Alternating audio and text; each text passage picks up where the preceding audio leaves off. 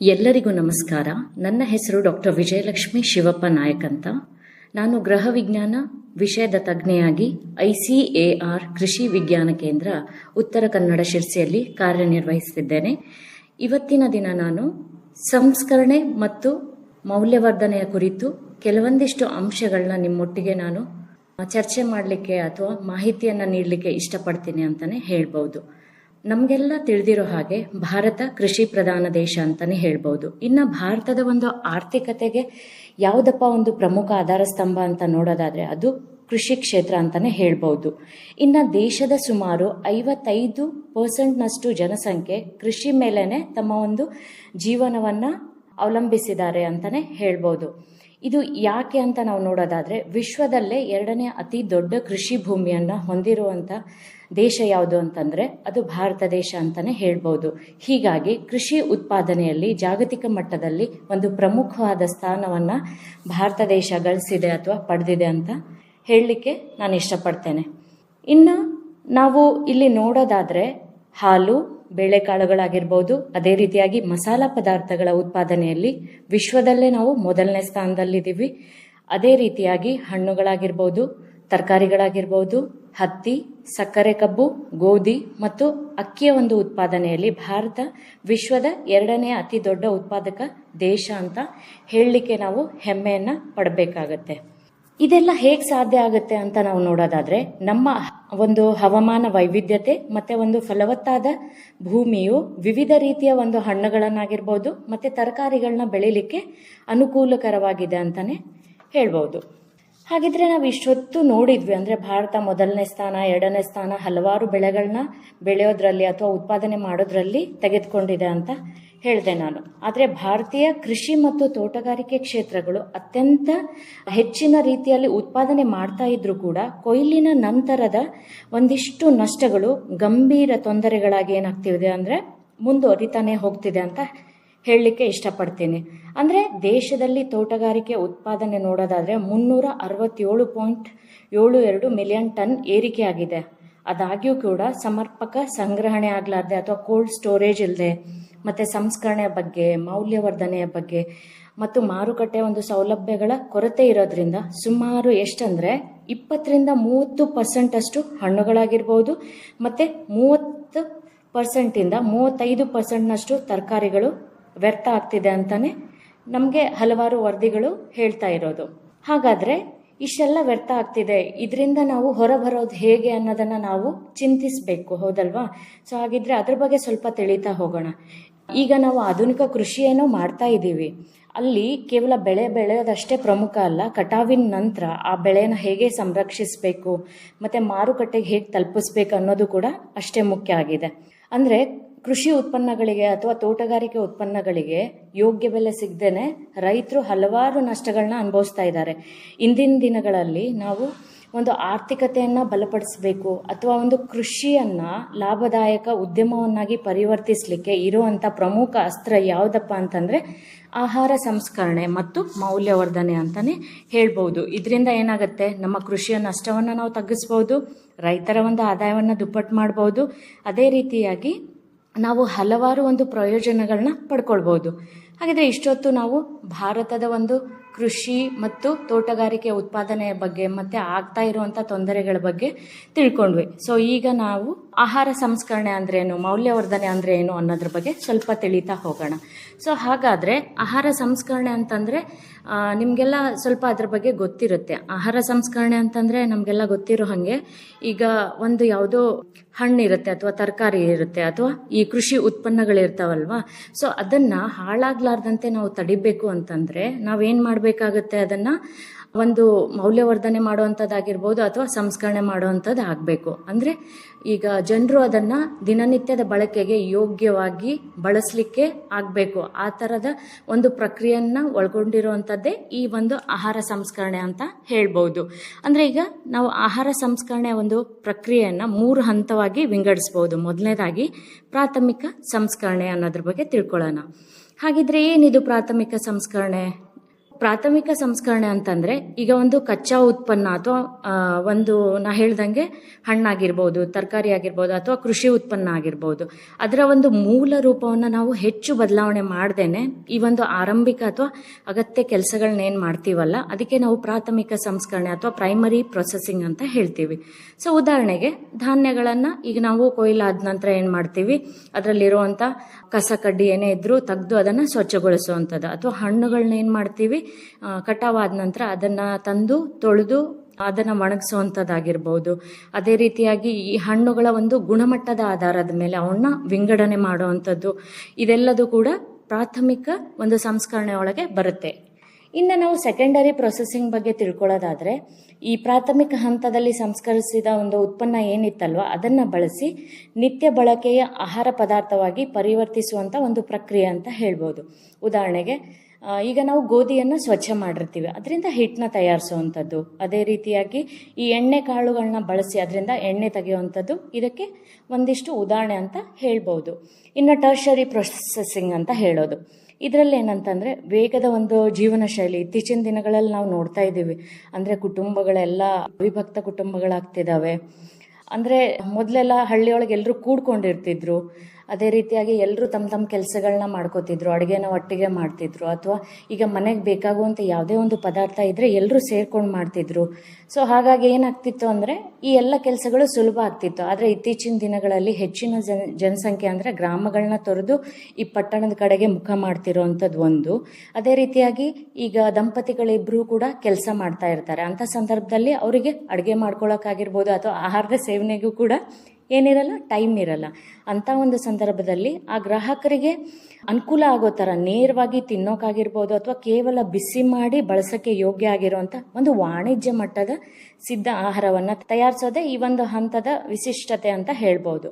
ಇನ್ನು ಇದಕ್ಕೆ ಉದಾಹರಣೆ ಯಾವುದಪ್ಪ ಅಂತಂದರೆ, ಈಗ ನಾವು ಇನ್ಸ್ಟಂಟ್ ಉಪ್ಪಿಟ್ಟೆಲ್ಲ ನೋಡ್ತೀವಿ, ಆಮೇಲೆ ಇಡ್ಲಿ ಹಿಟ್ಟಿನ ಮಿಶ್ರಣ ಏನಂದರೆ ಆಲ್ರೆಡಿ ಮಿಶ್ರಣ ಎಲ್ಲ ಆಗಿರುತ್ತೆ, ನಾವು ಜಸ್ಟ್ ಹಂಚಿನ ಮೇಲೆ ದೋಸೆ ಹಾಕಿದರೆ ದೋಸೆ ರೆಡಿ ಅಥವಾ ಇಡ್ಲಿ ಹಾಕಿದರೆ ಇಡ್ಲಿ ರೆಡಿ, ಆ ಥರ. ಅಂದರೆ ಪ್ಯಾಕ್ ಮಾಡಿದ ಸಿದ್ಧ ತಿಂಡಿಗಳು ಕೂಡ ಇದರಲ್ಲಿ ಬರ್ತವೆ ಅಂತಲೇ ಹೇಳ್ಬೋದು. ಇಷ್ಟೊತ್ತು ನಾವು ಆಹಾರ ಸಂಸ್ಕರಣೆಯ ಬಗ್ಗೆ ತಿಳ್ಕೊಂಡ್ವಿ. ಈಗ ನಾವು ಮೌಲ್ಯವರ್ಧನೆ ಅಂದರೆ ಏನು ಅನ್ನೋದ್ರ ಬಗ್ಗೆ ತಿಳ್ಕೊಳ್ತಾ ಹೋಗೋಣ. ಈಗ ನಾನು ಆವಾಗಲೇ ಹೇಳ್ದಂಗೆ ಒಂದು ಕೃಷಿ ಉತ್ಪನ್ನ ಆಗಿರ್ಬೋದು ಅಥವಾ ತೋಟಗಾರಿಕೆ ಉತ್ಪನ್ನ ಆಗಿರ್ಬೋದು, ಅದೇ ರೀತಿಯಾಗಿ ತರಕಾರಿಗಳಾಗಿರ್ಬೋದು, ಇವುಗಳನ್ನ ಏನಂತಂದರೆ ಒಂದು ತಾಂತ್ರಿಕತೆ ಅಂದರೆ ಹೊಸ ಒಂದು ತಾಂತ್ರಿಕತೆಯನ್ನು ಬಳಸಿ ಸುಧಾರಿತ ಪ್ಯಾಕೇಜಿಂಗ್ ಮಾಡುವಂಥದ್ದು, ಮತ್ತು ಅದಕ್ಕೆ ಪೌಷ್ಟಿಕಾಂಶದ ಸೇರ್ಪಡೆಯನ್ನು ಮಾಡುವಂಥದ್ದು, ಅಥವಾ ಆಕರ್ಷಕ ಬ್ರ್ಯಾಂಡಿಂಗ್ ಅಥವಾ ಅದರ ಒಂದು ಆಕರ್ಷಣೆಯನ್ನು ಹೆಚ್ಚು ಮಾಡುವಂಥ ಒಂದು ಗುಣಲಕ್ಷಣಗಳನ್ನು ಅದಕ್ಕೆ ನೀಡಿ ಅದರ ಒಂದು ಮಾರುಕಟ್ಟೆ ಮೌಲ್ಯ ಮತ್ತು ಈ ಗ್ರಾಹಕರನ್ನು ಸೆಳೆಯುವಂಥ ಒಂದು ಪ್ರಕ್ರಿಯೆಗೆ ಏನಂತೀವಿ ಅಂತಂದರೆ ಮೌಲ್ಯವರ್ಧನೆ ಅಂತ ಹೇಳ್ತೀವಿ ಅಂತಲೇ ಹೇಳ್ಬೋದು. ಇನ್ನು ಈ ಒಂದು ಪ್ರಕ್ರಿಯೆ ಏನು ಮಾಡುತ್ತಂದರೆ ಉತ್ಪನ್ನಕ್ಕೆ ಮಾರಾಟ ಯಾವುದು ಒಂದು ಮಾರುಕಟ್ಟೆಯಲ್ಲಿ ಮಾಡ್ತೀವಲ್ಲ ಅಲ್ಲಿ ಒಂದು ಹೊಸ ಆಯಾಮ ನೀಡುತ್ತೆ ಅಂತಲೇ ಹೇಳ್ಬೋದು. ಈಗ ನಾವು ನಿಮಗೆಲ್ಲ ಗೊತ್ತಿದೆ, ಈಗ ಬಾಳೆಹಣ್ಣಾಗಿರ್ಬೋದು ಅಥವಾ ಇದು ಹಲಸಿನ ಹಣ್ಣನ್ನು ಹಾಗೆ ಹೋಗಿ ಮಾರಿದ್ವಿ ಅಂತಂದರೆ ಅದಕ್ಕೆ ಹೆಚ್ಚು ಬೆಲೆ ಸಿಗಲ್ಲ. ಆದರೆ ಅದರ ಒಂದು ಮೌಲ್ಯವರ್ಧನೆಯನ್ನು ಮಾಡಿದ್ವಿ ಅಂತಂದರೆ ಅದಕ್ಕೆ 10 ಪಟ್ಟಿನ ಲಾಭವನ್ನು ನಾವು ತಗೋಬಹುದು ಅಂತ ಹೇಳ್ಬೋದು. ಇನ್ನು ಮೌಲ್ಯವರ್ಧನೆಯನ್ನು ಕೂಡ ನಾವು ವಿವಿಧ ರೂಪದಲ್ಲಿ ನೋಡ್ಬೋದು. ಹೇಗೆ ಅಂತಂದರೆ ಒಂದು ರೂಪ ಪರಿವರ್ತನೆ ಅಂದರೆ ಈಗ ಮೂಲ ಕೃಷಿ ಉತ್ಪನ್ನ ಏನಿರುತ್ತಲ್ಲ ಅದರ ಒಂದು ಭೌತಿಕ ರೂಪವನ್ನೇ ನಾವೇನು ಮಾಡ್ತೀವಿ, ಸಂಪೂರ್ಣವಾಗಿ ಬದಲಾಯಿಸ್ತೀವಿ. ಅಂದರೆ ಆಕರ್ಷಕ ಉತ್ಪನ್ನವನ್ನಾಗಿ ಮಾಡೋದು ಅಂತ ಹೇಳ್ಬೋದು. ನಾನು ಅವಾಗಲೇ ಹೇಳ್ದಂಗೆ ಹಲಸಿನ ಹಣ್ಣನ್ನು ಕೇವಲ ಹಣ್ಣಾಗಿ ನಾವು ಮಾರಿದ್ವಿ ಅಂತಂದರೆ ಅದಕ್ಕೆ ಅಷ್ಟು ಬೆಲೆ ಬರಲ್ಲ. ಅದೇ ನಾವು ವ್ಯಾಕ್ಯೂಮ್ ಫ್ರೈಡ್ ಹಲಸಿನ ಚಿಪ್ಸ್ ಆಗಿರ್ಬೋದು, ಹಪ್ಪಳ ಆಗಿರ್ಬೋದು, ಪಲ್ಪ್ ಅಥವಾ ಜಾಮ್ ತಯಾರಿಸಿದ್ವಿ ಅಂದರೆ ಅದಕ್ಕೆ ಹೆಚ್ಚಿನ ಒಂದು ಲಾಭ ಕೂಡ ಸಿಗುತ್ತೆ ಅಂತಲೇ ಹೇಳ್ಬೋದು. ಇನ್ನು ನೆಕ್ಸ್ಟು ಪೌಷ್ಟಿಕಾಂಶ ಹೆಚ್ಚಿಸುವುದು, ಇದು ಮೌಲ್ಯವರ್ಧನೆಯಲ್ಲೇ ಬರುತ್ತೆ. ಅಂದರೆ ಆಹಾರದ ಒಂದು ಗುಣಮಟ್ಟವನ್ನು ಹೆಚ್ಚಿಸಬೇಕಂದ್ರೆ ಅದಕ್ಕೆ ಅಗತ್ಯ ಜೀವಸತ್ವಗಳಾಗಿರ್ಬೋದು, ಪ್ರೋಟೀನ್ ಆಗಿರ್ಬೋದು ಮತ್ತು ಖನಿಜಾಂಶಗಳನ್ನು ಸೇರಿಸುವಂಥದ್ದು. ಉದಾಹರಣೆಗೆ ಈಗ ಸಿರಿಧಾನ್ಯಗಳನ್ನ ನಾವು ಸಂಸ್ಕರಿಸಿ ಈ ಒಂದು ಪೌಷ್ಟಿಕ್ ಹೆಲ್ತ್ ಮಿಕ್ಸ್ ಅಂತ ಹೇಳ್ತೀವಿ ಅಥವಾ ರಾಗಿ ಅಂಬ್ಲಿ ಪೌಡರ್, ಇವುಗಳನ್ನ ನಾವು ಸಿದ್ಧಪಡಿಸುವಂಥದ್ದು.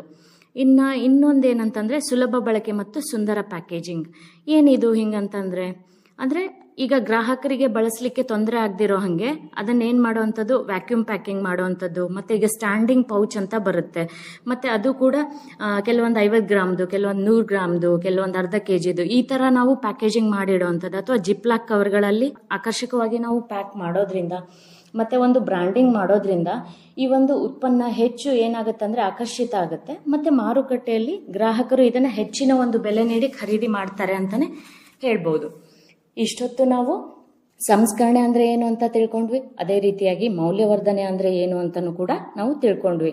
ಈಗ ನಾವು ಏನಂತಂದರೆ ಈ ಒಂದು ಮೌಲ್ಯವರ್ಧನೆ ಮತ್ತು ಸಂಸ್ಕರಣೆ ಮಾಡೋದ್ರಿಂದ ಯಾವೆಲ್ಲ ಉಪಯೋಗಗಳಿದೆ ಅನ್ನೋದ್ರ ಬಗ್ಗೆ ಕೂಡ ತಿಳ್ಕೊಳ್ಳೋದು ತುಂಬಾ ಮುಖ್ಯ ಅಂತ ನನಗನ್ನಿಸ್ತಿದೆ. ಸೊ ಹಾಗಿದ್ರೆ ಈಗ ನಾವು ಕೃಷಿ ತ್ಯಾಜ್ಯವನ್ನು ಕಡಿಮೆ ಮಾಡುವಂಥದ್ದು, ಅಥವಾ ಈಗ ಹಾಳಾಗುವಿಕೆ ಇರುತ್ತಲ್ವ, ಹಣ್ಣಾಗಿರ್ಬೋದು, ತರಕಾರಿ ಆಗಿರ್ಬೋದು, ಇದರ ಒಂದು ಹಾಳಾಗುವಿಕೆಯನ್ನು ಈ ಮೌಲ್ಯವರ್ಧನೆ ಅಥವಾ ಸಂಸ್ಕರಣೆ ಅನ್ನುವಂಥದ್ದು ಕಡಿಮೆ ಮಾಡುತ್ತೆ ಅಂತಲೇ ಹೇಳ್ಬೋದು. ಮೊದಲನೇದಾಗಿ ಅದ್ರ ಬಗ್ಗೆ ತಿಳ್ಕೊಳ್ತಾ ಹೋಗೋಣ. ಈಗ ಕೃಷಿ ಉತ್ಪನ್ನಗಳು ತಾಜಾ ಇರ್ತಾವಲ್ವ, ವಿಶೇಷವಾಗಿ ಹಣ್ಣು ಮತ್ತು ತರಕಾರಿಗಳು ನಮಗೆ ತಿಳಿದಿರೋ ಹಾಗೆ ಬೇಗನೆ ಹಾಳಾಗ್ತವೆ. ಆಮೇಲೆ ಭಾರತದಲ್ಲಿ ಇವುಗಳ ಒಂದು ಉತ್ಪಾದನೆ ಸುಮಾರು 5-30% ಅಷ್ಟು ಕೊಯ್ಲಿನ ಸಂದರ್ಭದಲ್ಲಿ, ಅದೇ ರೀತಿಯಾಗಿ ಸಾಗಾಣಿಕೆ ಸಂದರ್ಭದಲ್ಲಿ ಮತ್ತು ಶೇಖರಣೆಯ ಒಂದು ಸಮಯದಲ್ಲಿ ಏನಾಗುತ್ತೆ ಅಂದರೆ ನಷ್ಟ ಆಗುತ್ತೆ ಅಂತಲೇ ಹೇಳ್ಬೋದು. ಇದರ ಒಂದು ಅಂದಾಜು ವಾರ್ಷಿಕ ನಷ್ಟ ಎಷ್ಟು ಅಂತ ನೋಡೋದಾದರೆ ಅದು 8,000 ಕೋಟಿಗೂ ಹೆಚ್ಚಿದೆ. ಸೊ ಹಾಗಾಗಿ ಈ ಒಂದು ಮೌಲ್ಯವರ್ಧನೆ ಏನು ಮಾಡುತ್ತಂದರೆ ಈ ಒಂದು ನಷ್ಟವನ್ನು ಗಣನೀಯವಾಗಿ ಕಡಿಮೆ ಮಾಡುತ್ತೆ ಅಂತಲೇ ಹೇಳ್ಬೋದು. ಇನ್ನು ನಾನು ಆವಾಗಲೇ ಹೇಳಿದೆ, ಈಗ ಗ್ರಾಹಕರು ಬದಲಾಗುತ್ತಿರುವ ಒಂದು ಬೇಡಿಕೆಗಳಿದ್ದಾವೆ. ಸೊ ಹಾಗಾಗಿ ಅವನ್ನೆಲ್ಲ ನಾವು ಪೂರೈಸಬೇಕಂದ್ರೂ ಕೂಡ ಈ ಒಂದು ಮೌಲ್ಯವರ್ಧನೆ ತುಂಬಾ ಇಂಪಾರ್ಟೆಂಟ್. ಮೌಲ್ಯವರ್ಧನೆ ಜೊತೆಗೆ ಸಂಸ್ಕರಣೆ ಕೂಡ ತುಂಬಾ ಇಂಪಾರ್ಟೆಂಟ್ ಅಂತ ಹೇಳ್ಬೋದು. ನಾನು ಅವಾಗಲೇ ಹೇಳ್ದಂಗೆ ವೇಗದ ನಗರೀಕರಣ ಆಗಿರ್ಬೋದು, ಅಥವಾ ಮಧ್ಯಮ ವರ್ಗ ಮತ್ತು ವಿಭಕ್ತ ಕುಟುಂಬಗಳ ಹೆಚ್ಚಳದಿಂದಾಗಿ ಜನರು ತಮ್ಮ ಒಂದು ಆಹಾರದ ಹವ್ಯಾಸಗಳನ್ನ ಬದಲಾಯಿಸ್ಕೊಂಡಿದ್ದಾರೆ. ಅಂದರೆ ಇಂದಿನ ಗ್ರಾಹಕರಿಗೆ ಏನು ಬೇಕಂದರೆ ಸುರಕ್ಷಿತವಾಗಿರುವಂಥ ಮತ್ತು ಬ್ರ್ಯಾಂಡೆಡ್ ಹಾಗೂ ನಾವು ಸುಲಭವಾಗಿ ಸಿದ್ಧಪಡಿಸಲಿಕ್ಕೆ ಇರುವಂಥ ಆಹಾರ ಪದಾರ್ಥಗಳನ್ನ ಹೆಚ್ಚು ಬಯಸ್ತಾ ಇದ್ದಾರೆ. ಸೊ ಹಾಗಾಗಿ ಈ ಒಂದು ಆಹಾರ ಸಂಸ್ಕರಣಾ ವಲಯ ಏನಿದೆ ಅಲ್ಲ, ಸೊ ಇವರ ಒಂದು ಜೀವನ ಶೈಲಿಗೆ ಪೂರಕವಾಗಿರೋ ಹಾಗೇನೆ ಕೆಲಸ ಮಾಡ್ತಿದೆ. ಸೊ ಇದಷ್ಟೇ ಅಲ್ಲದೆ ಈಗ ಆಯಾ ಒಂದು ಕೆಲವೊಂದಿಷ್ಟು ಪದಾರ್ಥಗಳಿರ್ತವೆ ಅಥವಾ ಕೆಲವೊಂದಿಷ್ಟು ಹಣ್ಣುಗಳಿರ್ತವೆ, ಅಂದರೆ ಕೆಲವೊಂದಿಷ್ಟು ಸೀಸನ್ ಅಥವಾ 1-2 ತಿಂಗಳು 3 ತಿಂಗಳು ಮಾತ್ರ ನಮಗೆ ಏನಿರುತ್ತೆ ಅಂದರೆ ಅದು ಸಿಗ್ತವೆ ಅಥವಾ ಅವೈಲೇಬಲ್ ಇರ್ತವೆ. ಆದರೆ ವರ್ಷ ಪೂರ್ತಿ ಸಿಗೋ ಥರ ಮಾಡಲಿಕ್ಕೂ ಕೂಡ ಈ ಒಂದು ಆಹಾರದ ಸಂಸ್ಕರಣೆ ಒಂದು ಮೌಲ್ಯವರ್ಧನೆ ತುಂಬಾ ಇಂಪಾರ್ಟೆಂಟ್ ಅಂತ ಹೇಳ್ಬೋದು. ಇನ್ನು ನಾವು ಈ ಸಂಸ್ಕರಣೆ ಮಾಡೋದಾಗಿರ್ಬೋದು ಅಥವಾ ಮೌಲ್ಯವರ್ಧನೆಯನ್ನು ಮಾಡ್ತಾರೆ ಅಂತಂದರೆ ಈ ಉದ್ಯಮಿಗಳು ಏನಿರ್ತಾರಲ್ಲ ಅವರು ಕೆಲವೊಂದು ಗುಣಮಟ್ಟದ ಮಾನದಂಡಗಳು ಅಂತ ಏನಿರುತ್ತಲ್ಲ ಅದನ್ನು ಪಾಲಿಸ್ತಾರೆ. ಸೊ ಹಾಗಾಗಿ ಗ್ರಾಹಕರಿಗೆ ಸುರಕ್ಷಿತ ಮತ್ತು ಆರೋಗ್ಯಕರ ಉತ್ಪನ್ನಗಳು ಕೂಡ ಲಭಿಸ್ತಾ ಇದೆ ಅಂತಲೇ ಹೇಳ್ಬೋದು. ಇನ್ನು ಗ್ರಾಮೀಣ ಸಮುದಾಯಗಳ ಸಬಲೀಕರಣ ಮತ್ತು ಉದ್ಯೋಗ ಸೃಷ್ಟಿ ಅಂತ ಹೇಳೋದು. ಓಕೆ, ಹಾಗಿದ್ರೆ ಏನಿದು? ಈಗ ನಮ್ಮ KVKಯಲ್ಲೇ ಎಷ್ಟೊಂದು ಜನ ಅಂತಂದರೆ ಈಗ ನಾವು ಪ್ರತಿ ವರ್ಷವೂ ಹಲವಾರು ತರಬೇತಿಗಳನ್ನ ಪಡಿತೀವಿ. ಆ ತರಬೇತಿಯನ್ನು ಪಡೆದ ನಂತರ ಅವ್ರೇನು ಮಾಡ್ತಾರೆ ಅಂದರೆ ಒಂದು ಸಣ್ಣದಾಗಿನೇ ಒಂದು ಘಟಕವನ್ನು ತಮ್ಮ ಊರಲ್ಲಾಗಿರ್ಬೋದು ಅಥವಾ ತಮ್ಮ ಮನೆಯಲ್ಲೇ ಸ್ಥಾಪಿಸ್ಕೊಳ್ತಾರೆ ಅಂತ ಹೇಳಿ, ಅವಾಗ ಅವರು ಒಂದು 4 ಜನಕ್ಕೆ ಒಂದು ಏನು ಕೊಡ್ತಾರೆ, ಉದ್ಯೋಗವನ್ನು ಕೊಡ್ತಾರೆ ಅಂತಲೇ ಹೇಳ್ಬೋದು. ಈಗ ಗ್ರಾಮೀಣ ಜನಸಂಖ್ಯೆಯಲ್ಲಿ ಕೆಲವೊಮ್ಮೆ ಅವರಿಗೆ ಯಾವುದೇ ರೀತಿಯ ಒಂದು ಕೆಲಸ ಇರಲ್ಲ. ಅಂಥ ಸಂದರ್ಭದಲ್ಲಿ ಈ ಥರದ ಒಂದು ಸಂಸ್ಕರಣಾ ಘಟಕಗಳನ್ನ ನಾವು ಸ್ಥಾಪನೆ ಮಾಡಿದ್ವಿ ಅಂತಂದರೆ ಅವ್ರಿಗೂ ಕೂಡ ಒಂದು ಉದ್ಯೋಗ ಸೃಷ್ಟಿ ಆಗುತ್ತೆ ಮತ್ತು ಆರ್ಥಿಕ ಒಂದು ಬಲವರ್ಧನೆ ಆಗುತ್ತೆ ಅಂತಲೇ ಹೇಳ್ಬೋದು. ಸೊ ಹಾಗಿದ್ರೆ ಈಗ ನಾವು ನೋಡ್ತಿರ್ಬೋದು, ಫಾರ್ ಎಕ್ಸಾಂಪಲ್ ಈಗ ಹಲಸಿನ ಹಣ್ಣಿನ ಒಂದು ಚಿಪ್ಸ್ ಮಾಡ್ತಾರೆ ಅಥವಾ ಹಪ್ಪಳಗಳನ್ನ ಮಾಡ್ತಾರೆ ಅಂತಂದರೆ ಅವ್ರದ್ದೇ ಆದ ಒಂದು ಸಂಸ್ಕರಣಾ ಘಟಕ ಇರುತ್ತೆ. ಸೊ ಅಲ್ಲೇನು ಮಾಡ್ತಾರೆ ಅಂದರೆ ಈಗ ಹಲಸಿನ ಹಣ್ಣನ್ನು ಕಟ್ ಮಾಡೋದಾಗಿರ್ಬೋದು, ಸೊಳ್ಳೆ ತೆಗೆಯೋದಾಗಿರ್ಬೋದು, ಮತ್ತು ಅದನ್ನು ನೀಟಾಗಿ ಕತ್ತರಿಸೋದಾಗಿರ್ಬೋದು, ಅಂದರೆ ಚಿಪ್ಸಿಗೆಲ್ಲ ಕತ್ತರಿಸ್ತಾರಲ್ವ ಆ ಥರ ಕತ್ತರಿಸೋದಾಗಿರ್ಬೋದು, ಪ್ಯಾಕೇಜಿಂಗ್ ಮಾಡೋದಾಗಿರ್ಬೋದು, ಫ್ರೈಯಿಂಗ್ ಮಾಡೋದು, ಇದಕ್ಕೆಲ್ಲವೂ ಕೂಡ ಕೆಲವೊಮ್ಮೆ ಕಾರ್ಮಿಕರು ಬೇಕಾಗ್ತಾರೆ. ಅಂಥ ಒಂದು ಸಂದರ್ಭದಲ್ಲಿ ಅದೇ ಊರಲ್ಲಿರುವಂಥ ಕೆಲವೊಂದಿಷ್ಟು ಜನರಿಗೆ ಉದ್ಯೋಗ ಕೂಡ ಸಿಗುತ್ತೆ ಮತ್ತು ಆರ್ಥಿಕವಾಗಿ ಅವರು ಕೂಡ ಬಲಿಷ್ಠರಾಗ್ತಾರೆ ಅಂತಲೇ ಹೇಳ್ಬೋದು. ಇಷ್ಟೇ ಅಲ್ಲದೆ ಈಗ ನಾವು ರಫ್ತು ಅವಕಾಶಗಳು ಹೆಚ್ಚು, ಅಂದರೆ ಈಗ ಜಾಗತಿಕ ಮಾರುಕಟ್ಟೆ ಅಥವಾ ವಿದೇಶಿ ಮಾರುಕಟ್ಟೆಯಲ್ಲಿ ಕಚ್ಚಾ ಉತ್ಪನ್ನಗಳಿಗಿಂತ ಸಂಸ್ಕರಿಸಿದ ಆಹಾರ ಮತ್ತು ಈ ಕೃಷಿ ಉತ್ಪನ್ನಗಳಿಗೆ ಹೆಚ್ಚಿನ ಬೇಡಿಕೆ ಇದೆ ಅಂತಲೇ ಹೇಳ್ಬೋದು. ಉಪ ಉತ್ಪನ್ನಗಳು ಅಂತ ಕೃಷಿದು ಉಪ ಉತ್ಪನ್ನಗಳು ಏನಿರ್ತಾವಲ್ಲ ಅದಕ್ಕೆ ಹೆಚ್ಚಿನ ಬೇಡಿಕೆ ಇದೆ. ಸೊ ಹಾಗಾಗಿ ಭಾರತ ಸರ್ಕಾರ ಕೂಡ ಇದಕ್ಕೂ ಕೂಡ ಹಲವಾರು ಒಂದು ಸೌಲಭ್ಯಗಳನ್ನ ಯುವ ಉದ್ಯಮಿಗಳಿಗಾಗಿರ್ಬೋದು, ಅದೇ ರೀತಿಯಾಗಿ ಮಹಿಳೆಯರಿಗಾಗಿರ್ಬೋದು ಒದಗಿಸ್ತಾ ಇದೆ. ಸೊ ಹಾಗಾಗಿ ಇಲ್ಲೂ ಕೂಡ ನಾವು ಕೇವಲ ಒಂದು ಸ್ಥಳೀಯ ಮಾರುಕಟ್ಟೆ ಅಲ್ಲದೆ ಜಾಗತಿಕ ಮಟ್ಟದಲ್ಲೂ ನಮ್ಮ ಒಂದು ಮೌಲ್ಯವರ್ಧಿತ ವಸ್ತುಗಳನ್ನ ನಾವು ಮಾರಬಹುದು ಅಂತ ಹೇಳ್ಬೋದು. ಅಷ್ಟೇ ಅಲ್ಲದೆ ಇನ್ನೂ ನಾವು ಇದ್ರ ಬಗ್ಗೆ ತಿಳ್ಕೊಳ್ಳೋದಾದರೆ ಇದರ ಒಂದು ಮಹತ್ವ ಏನಿದೆಪ್ಪ ಅಂತ ನಾವು ನೋಡೋದಾದರೆ, ಈಗ ನಾವು ನೋಡ್ತಾ ಇರ್ತೀವಿ ಅಂದರೆ ಈಗ ಸೀಸನ್ ಬಂದಾಗ ಅಥವಾ ಆ ಒಂದು ಹಂಗಾಮಿನಲ್ಲಿ ಆ ಬೆಳೆ ಹೆಚ್ಚಿನ ಪ್ರಮಾಣದಲ್ಲಿ ಏನಾಗುತ್ತೆ ಉತ್ಪಾದನೆಯನ್ನು ಮಾಡ್ತೀವಿ. ಅಂಥ ಒಂದು ಸಂದರ್ಭದಲ್ಲಿ ಏನಾಗುತ್ತೆ ಅಂದರೆ ಬೆಲೆ ಏರಿಳಿತ ಆಗುವಂಥ ಚಾನ್ಸಸ್ ಇರುತ್ತೆ. ಆವಾಗ ರೈತರಿಗೆ ಅಥವಾ ಮಹಿಳೆಯರಿಗೆ ಅದು ನಷ್ಟನೇ ಅಂತಲೇ ಹೇಳ್ಬೋದು. ಸೊ ಅಂಥ ಒಂದು ಸಂದರ್ಭದಲ್ಲಿ ಏನು ಮಾಡುವಂಥದ್ದು, ವರ್ಷ ಪೂರ್ತಿ ಲಭಿಸೋ ಹಾಗೆ ಇವರೇನಾದರೂ ಮೌಲ್ಯವರ್ಧಿತ ವಸ್ತುಗಳನ್ನ ಮಾಡಿಟ್ಕೊಂಡ್ರೆ ಒಂದೇ ಬೆಲೆಗೆ ಅವರು ವರ್ಷ ಪೂರ್ತಿ ಮಾರ್ಬೋದು. ಇದರಿಂದ ಏನಂತಂದರೆ ಅವರ ಒಂದು ಆರ್ಥಿಕ ಲಾಭ ಹೆಚ್ಚಾಗುತ್ತೆ ಮತ್ತು ಅದು ಸ್ಥಿರತೆಯನ್ನು ಉಳಿಸ್ಕೋಬೋದು ಅಂತಲೇ ಹೇಳ್ಬೋದು. ಇಷ್ಟೊತ್ತು ನಾವು ಈ ಒಂದು ಮೌಲ್ಯವರ್ಧನೆ ಮತ್ತು ಸಂಸ್ಕರಣೆ ಮಾಡೋದ್ರಿಂದ ಆಗುವಂಥ ಒಂದು ಉಪಯೋಗಗಳು ಯಾವುವು ಅನ್ನೋದ್ರ ಬಗ್ಗೆ ತಿಳ್ಕೊಂಡ್ವಿ, ಅಥವಾ ಅದರಿಂದ ಆಗುವಂಥ ಆರ್ಥಿಕ ಲಾಭ ಏನು ದೇಶಕ್ಕೆ ಅನ್ನೋದ್ರ ಬಗ್ಗೆನೂ ಕೂಡ ನಾವು ತಿಳ್ಕೊಂಡ್ವಿ. ಹಾಗಿದ್ರೆ ಈಗ ನಾವು ನಮ್ಮ ಒಂದು ಉತ್ತರ ಕನ್ನಡ ಡಿಸ್ಟಿಕ್ ಅಂತ ನೋಡುವಾಗ ಈಗ ಏಪ್ರಿಲಿಂದ ಜೂನ್ವರೆಗೂ ಅಥವಾ ಮಾರ್ಚಿಂದ ಜೂನ್ವರೆಗೂ ಹೆಚ್ಚಿನ ಪ್ರಮಾಣದಲ್ಲಿ ಈ ಒಂದು ಹಲಸಿನ ಹಣ್ಣಿನ ಸಂಸ್ಕರಣೆ ಮತ್ತು ಮೌಲ್ಯವರ್ಧನೆ ನಡೆಯುವಂಥದ್ದು ನಮಗೆಲ್ಲ ಗೊತ್ತೇ ಇದೆ. ಅಂದರೆ ಈ ಒಂದು ಹಚ್ಚ ಹಸಿರಿನ ಉತ್ತರ ಕನ್ನಡ ಒಂದು ಡಿಸ್ಟಿಕ್ ಒಳಗೆ ಏನಂತಂದರೆ ಎತ್ತರವಾಗಿ ಬೆಳೆದಿರುವಂಥ ಒಂದು ಹಲಸಿನ ಮರಗಳಲ್ಲಿ ಹಲಸು ತುಂಬಾ ಏನಂತಂದರೆ ಹೊಳಿತಾ ಇರುತ್ತೆ, ಅಂದರೆ ಏಪ್ರಿಲಿಂದ ಜೂನ್ವರೆಗೂ, ಹೌದಲ್ವಾ? ಸೊ ಎಲ್ಲರ ಮನೆಯಲ್ಲೂ ನಾವು ನೋಡಿರ್ತೀವಿ ಅಂದರೆ ಹಲಸಿನ ಒಂದು ಹಣ್ಣಿನಿಂದ ಒಂದಲ್ಲ ಒಂದು ಪದಾರ್ಥಗಳನ್ನ ಅವರು ತಯಾರು ಮಾಡ್ತಾ ಇರ್ತಾರೆ. ಅದೇ ರೀತಿಯಾಗಿ ಈಗ ಹೆಚ್ಚಿನ ಪ್ರಮಾಣದಲ್ಲಿ ಚಿಪ್ಸನ್ನು ಮಾಡ್ತಾರೆ, ಮತ್ತು ಏನು ಮಾಡ್ತಾರೆ ಅಂತಂದರೆ ಹಪ್ಪಳಗಳನ್ನು ಕೂಡ ಮಾಡ್ತಾರೆ ಅಂತಲೇ ಹೇಳ್ಬೋದು.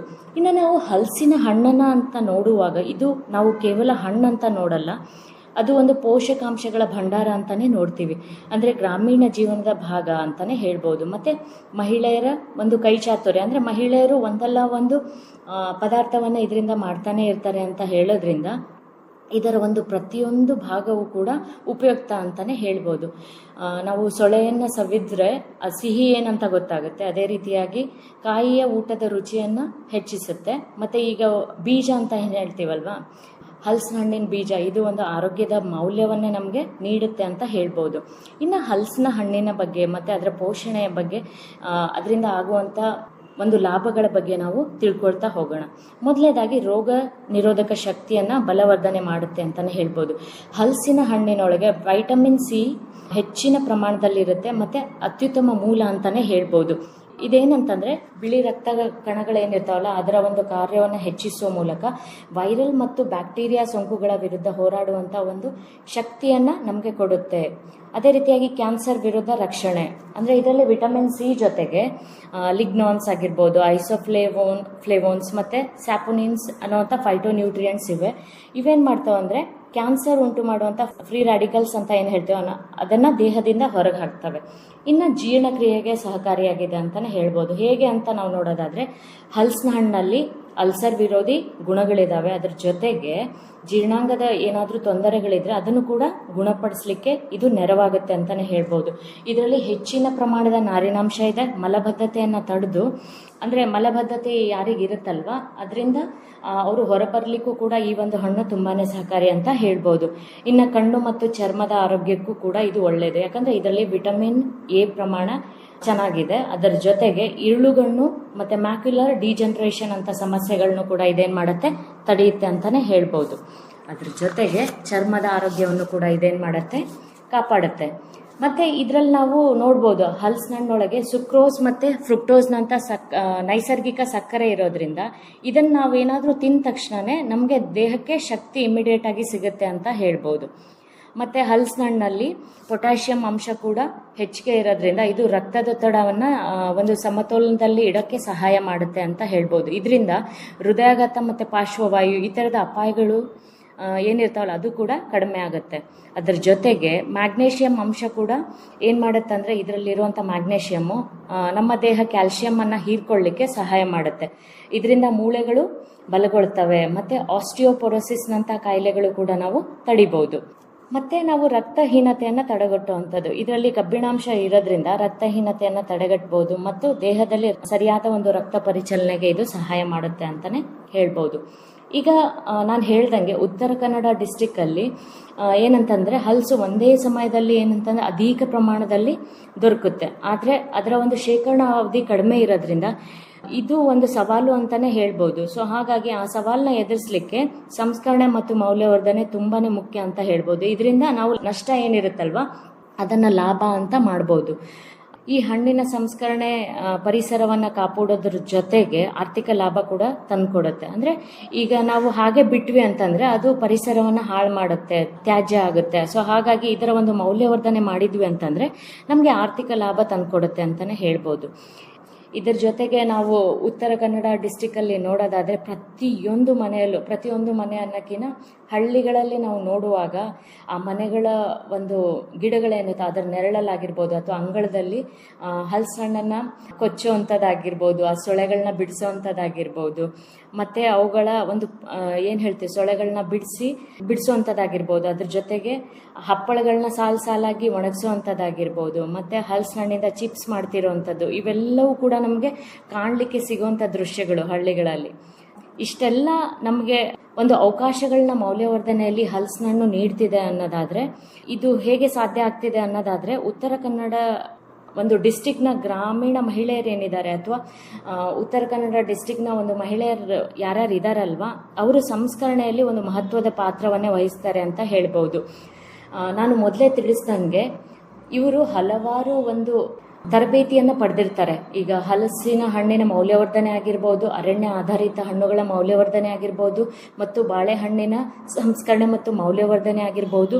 ಇದ್ರ ಬಗ್ಗೆ ಅವ್ರು ಏನು ಮಾಡಿರ್ತಾರೆ, ಹಲವಾರು ತರಬೇತಿಗಳನ್ನ ಕೃಷಿ ವಿಜ್ಞಾನ ಕೇಂದ್ರಗಳ ಮೂಲಕ ಪಡೆದಿರ್ತಾರೆ. ಅದೇ ರೀತಿಯಾಗಿ ಹಲವಾರು NGOಗಳು ಕೂಡ ಇಲ್ಲಿ ಕೆಲಸವನ್ನು ಮಾಡ್ತಿದ್ದಾವೆ. ಅಂದರೆ ತರಬೇತಿಗಳನ್ನ ನೀಡೋದಾಗಿರ್ಬೋದು, ಅವರಿಗೆ ಒಂದು ಸಂಸ್ಕರಣಾ ಘಟಕಗಳನ್ನು ಸ್ಥಾಪನೆ ಮಾಡ್ಕೊಳ್ಳಿಕ್ಕೆ ಸಹಾಯವನ್ನು ಮಾಡ್ತಿರೋದ್ರಿಂದ ಈ ಒಂದು ಸಂಸ್ಕರಣೆ ಮತ್ತು ಮೌಲ್ಯವರ್ಧನೆ ಈ ಒಂದು ಡಿಸ್ಟಿಕ್ಕಲ್ಲಿ ತುಂಬಾ ಚೆನ್ನಾಗಿ ಆಗ್ತಿದೆ ಅಂತಲೇ ಹೇಳ್ಬೋದು. ಹೀಗಾಗಿ ಏನಾಗ್ತಿದೆ ಅಂದರೆ, ಹಲಸಿನ ಹಣ್ಣಿಂದ ತಯಾರಾದಂಥ ಉತ್ಪನ್ನಗಳು ಕೇವಲ ಸ್ಥಳೀಯ ಸಂತೆಗಳಲ್ಲಷ್ಟೇ ಅಲ್ಲದೆ ನಗರದ ಮಾರುಕಟ್ಟೆಗಳಲ್ಲಾಗಿರ್ಬೋದು ಮತ್ತು ಜಾಗತಿಕ ಮಾರುಕಟ್ಟೆಯಲ್ಲೂ ಕೂಡ ಇವು ಹೆಸರು ಮಾಡ್ತಿದೆ ಅಂತಲೇ ಹೇಳ್ಬೋದು. ಸೊ ಇಷ್ಟೊತ್ತು ನನಗೆ ಮಾತಾಡಲಿಕ್ಕೆ ಅವಕಾಶ ನೀಡೋದಕ್ಕೆ ಧನ್ಯವಾದಗಳು. ಎಲ್ಲರಿಗೂ ನನ್ನ ನಮಸ್ಕಾರಗಳು.